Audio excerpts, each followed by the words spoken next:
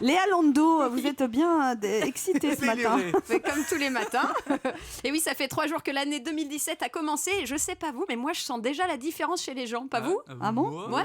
Bah si, déjà, contrairement à 2016, 90% des Français adorent les médicaments. Ouais, parce qu'ils se sont enfin rendus compte que les médocs, ils sont vachement efficaces contre le mal de cœur, la gueule de bois, la bouche pâteuse et la crise de foie. Et puis aussi, on est tous dans le même bateau maintenant. 85% des gens aimeraient retrouver le poids qu'ils avaient le 24 décembre au matin. Donc à l'heure où je vous parle, quasiment tous les Français sont au régime. À commencer par moi.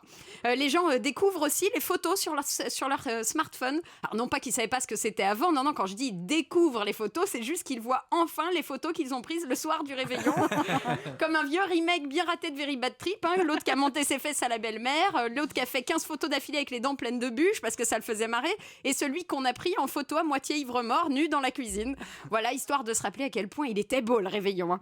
Et puis alors depuis le début de l'année aussi, 100% des Français se vexent à la réception d'un texto de bon vœu, vous savez, les textos groupés. Ah oui.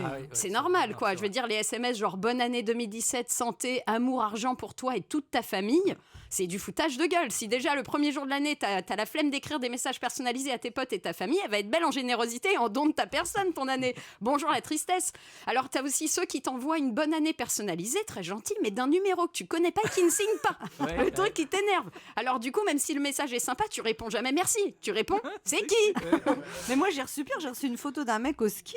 Non, ça c'est pas qui c'est. Mais non, c'est pas qui pas vrai. Bonne Juste la année, photo. Claude et Francine, je sais pas qui c'est.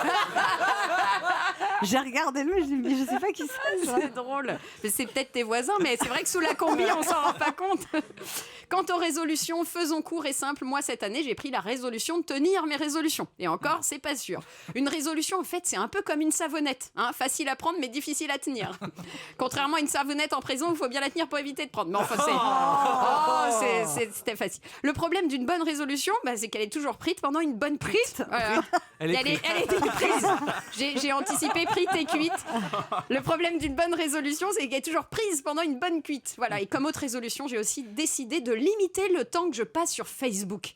Mais du coup, je suis obligée de parler à ceux qui m'entourent. Voilà. Et je vous jure, parfois, j'aimerais bien cliquer sur j'aime pas. Voilà, bref, une excellente année 2017 à tous nos auditeurs. Santé, amour, argent, à vous et toute votre famille. Et surtout, vivement l'épiphanie. Voilà. Avec un peu de chance, un jeune homme beau ira se glisser sous la table pour hurler mon prénom et je deviendrai sa reine. Plus que 3 jours, comme dirait Lara Fabian. J'y crois. Europe 1, midi 30, Anne Romanoff.